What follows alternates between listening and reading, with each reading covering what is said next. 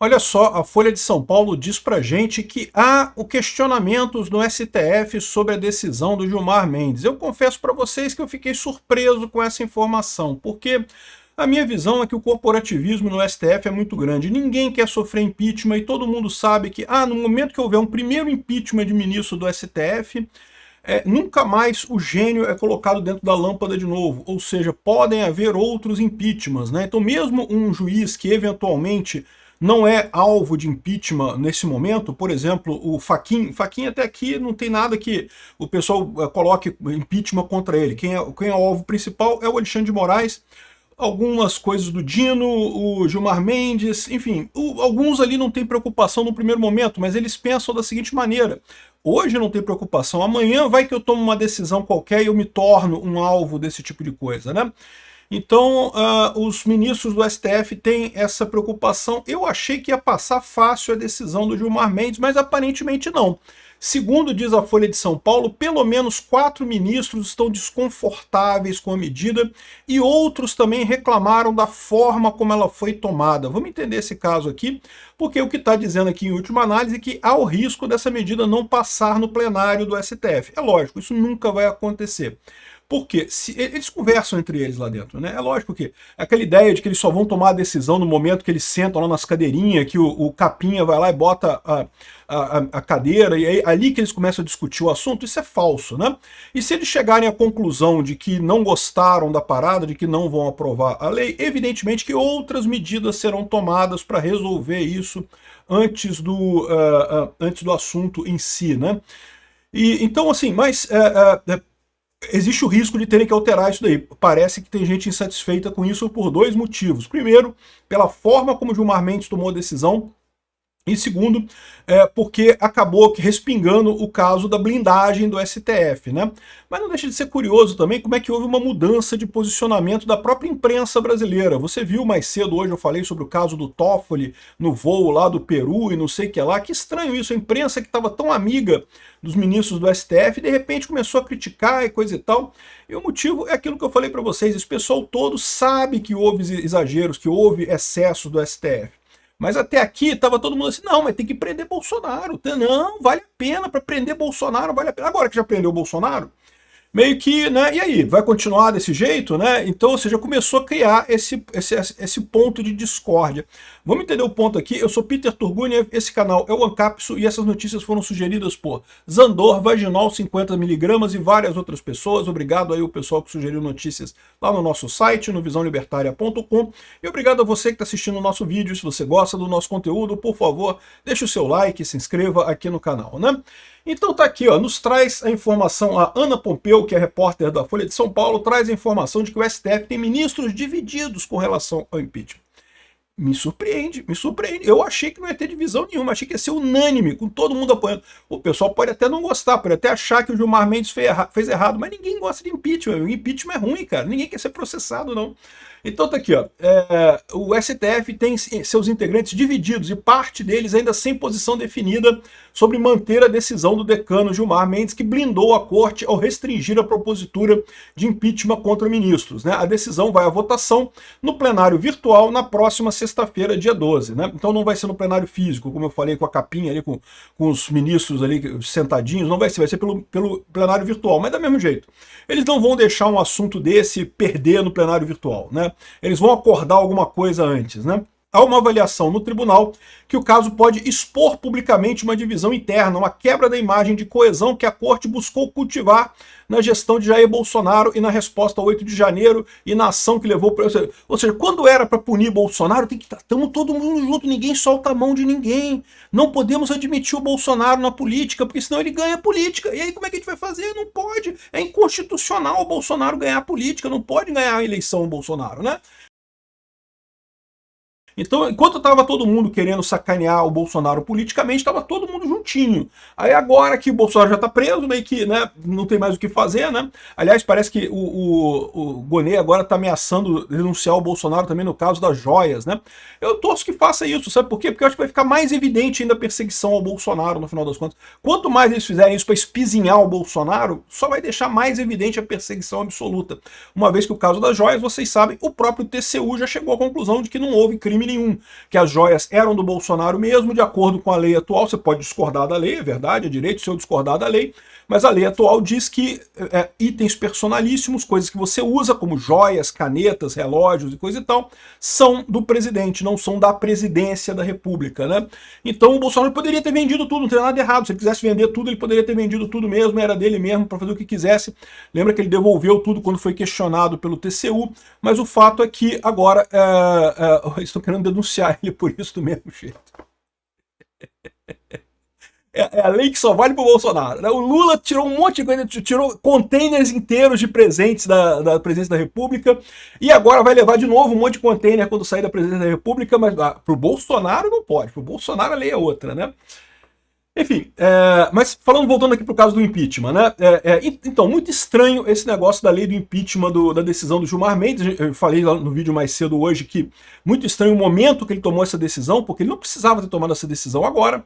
Só tem duas alternativas para isso: ou ele tomou essa decisão agora por motivo político, para tentar tirar dos bolsonaristas a ideia de que não, vamos eleger um Senado e aí a gente consegue com esse Senado derrubar ministro do STF, coisa e tal. E aí agora já vai entrar o ciclo eleitoral ano que vem, sabendo que é impossível impeachment de ministro do STF, e com isso eles acham que vai diminuir o ímpeto dos bolsonaristas na urna e coisa e tal. E eu acho que não, né? Porque, como eu já expliquei para vocês, a saída é muito simples. É o Senado ir lá decidir fazer o impeachment e pronto, e foda-se essa decisão do STF, porque a competência de impeachment de ministro do STF, determinada pela Constituição, é do Senado, não é do STF. Então, simplesmente, o Senado não reconhece essa decisão do Gilmar Mendes e faz o impeachment do mesmo jeito, então não tem nada a ver. Só precisa ter gente com culhão para fazer isso lá no Senado, né? Mas enfim, o Gilmar já havia dito à imprensa que se posicionaria na ação que trata da lei do impeachment esse ano. Por quê? Aqui, ó, mais uma dica de que o motivo era esse, era o motivo político, né? Como eu falei para vocês, esses dois motivos, podia ser um motivo político ou pode ser um motivo de que tem alguma merda muito grande para acontecer aí. E talvez pode ser as duas coisas também, né? Pode ser que ele já estava planejando pelo motivo político para, né, tentar roubar esse ponto dos bolsonaristas, não vai conseguir, mas ele esperava roubar esse ponto dos bolsonaristas. E outro motivo é se tem alguma merda muito grande que vai fazer até o Congresso atual, até o Senado atual, fazer impeachment de ministro do STF. De novo, eu não vejo passar impeachment de ministro do STF no Senado atual de jeito nenhum. O Alcolumbre jamais faria isso, e mesmo que o Alcolumbre botasse para votar, a maior parte do Senado atual é absolutamente lambedora de saco do pessoal do STF, jamais aprovaria isso. Mas vai que, né, esse negócio do Banco Master aí parece que tá dando uma merda do caramba, né? Eu fiz um vídeo mais cedo aí do Toffoli viajando com um advogado e coisa e tal. Ih, rapaz, não sei, pode ser que, né, um desses dois motivos. Bom, de qualquer forma, é o seguinte: mas a decisão cautelar provisória não foi comunicada previamente a todos os ministros. É o que eu falo para vocês, tá? Essas decisões lá, tudo conversado lá dentro entre eles, tá? Essa ala ficou insatisfeita também com o momento e a forma como aconteceu a coisa, né? Deu a ideia de blindagem. A decisão de Gilmar Mendes foi considerada uma blindagem. Não foi considerada não, foi uma blindagem, pô. Com certeza que foi uma blindagem, né? Ouvido pelas Folhas, 2 ministros e 3 auxiliares de magistrados disseram que ao menos 4 integrantes, caramba, que conta complicada, né? 2 ministros, 3 auxiliares, disseram que pelo menos 4 integrantes do tribunal ficaram desconfortáveis e outros 3 ainda avaliam caminhos possíveis para a solução da controvérsia. Ou seja, tem 4 que estão contra, tem 3 que estão pensando e por exclusão tem 4 que estão a favor, né? Ou seja, a situação não está boa para o Gilmar Mendes. Não. Quem são os 4 a favor? Certamente o Gilmar Mendes e o Flávio Dino, os dois já abertamente falaram. Então, esses dois estão. Eu chutaria que o Zanin e... não, tem menos um, tem 3 a favor só, porque tem uma vaga em aberto, né? Tem a vaga do Bessias, que não está aqui. Então, a gente sabe que é o Flávio Dino e o Gilmar Mendes, e tem mais um que provavelmente é o Zanin, que está de acordo com eles aqui. Os outros 3 não querem contrariar, mas também não querem aprovar, e outros 4 são contra aprovar. Ou seja, tem uma chance grande de não passar esse negócio. Mas, de novo, jamais não passaria isso, né? O que eles estão conversando aqui, ó, eles têm cautela diante do peso simbólico de contraposição do decano e coisa e tal.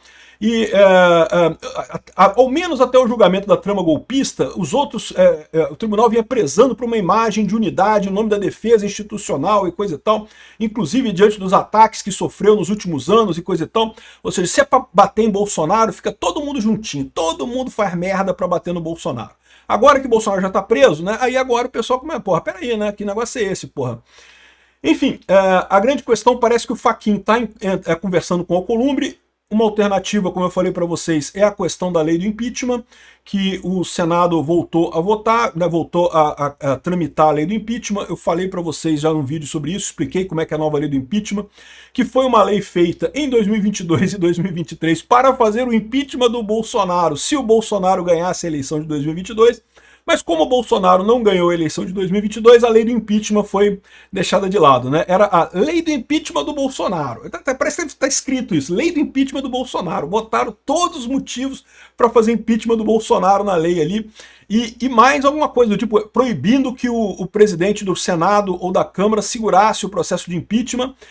E aí isso pode até se reverter contra eles, né? Porque agora, quando alguém fizer um pedido de impeachment de ministro do STF, o presidente do Senado também não pode segurar. Ele pode cancelar, pode dizer que não tem os requisitos, mas aí isso abre caminho para uma contestação no plenário. Enfim, ficou mais fácil fazer impeachment com essa lei do impeachment, né?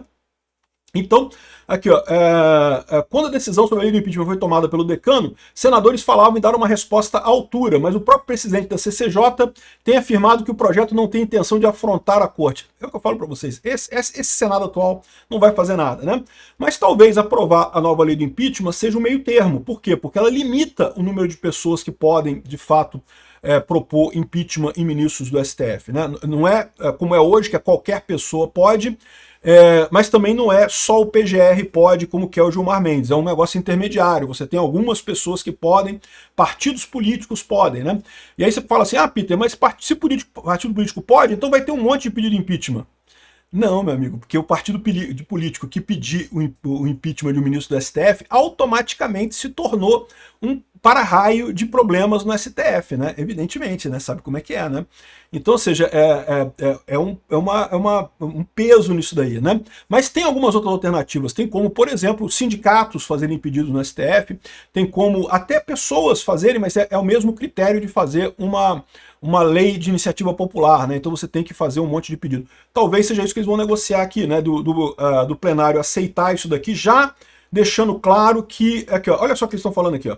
Tanto o Gilmar quanto o Flávio Dino fizeram comentários nesse sentido. Gilmar disse ser possível e recomendável que o Congresso vote uma nova lei que trata do tema. Já Dino disse esperar que esse julgamento sirva como estímulo para o Congresso Nacional legislar sobre o assunto. Ou seja, o que eles querem é forçar a nova lei do impeachment mesmo. E aí, nesse sentido, a gente fica num meio termo aí razoável, que é essa nova lei, né? Enfim, o fato é que gerou muita crítica isso daqui, inclusive lá dentro, né? O pessoal aqui da Jornal da Cidade fala que decisão sobre impeachment racha o STF e Gilmar corre o risco de derrota no plenário. De novo, não vai haver derrota. O que vai haver é algum acordo. Se o Gilmar perdeu, sabe o que vai acontecer? Ele vai voltar atrás. Ele vai dizer que não, mudei de ideia aqui, resolvi fazer não sei o que lá, e não sei o que lá, ou vai adiar a votação, vai fazer alguma coisa para não perder. Eles não vão deixar isso ir para o plenário e ter a derrota do Gilmar Mendes. Mas qualquer que seja o caso, já é uma vitória. O fato de não ter unanimidade já mostra que a situação está ficando crítica lá no STF. E uma outra coisa importante, jornalista criticando o STF. Meu amigo, o novo normal agora é o novo normal, cara. Os jornalistas voltaram a criticar o STF. Lembra quando era inconstitucional, quando era golpe? Criticar o STF, golpe! Você está atacando as instituições ao criticar o STF. Agora não é mais golpe, olha que coisa. Já podemos criticar de novo o STF, olha que bacana. Obrigado por assistir nosso vídeo até o final. Tem alguns links para você nos ajudar aí na tela e também na descrição desse vídeo. Contribua com o nosso projeto.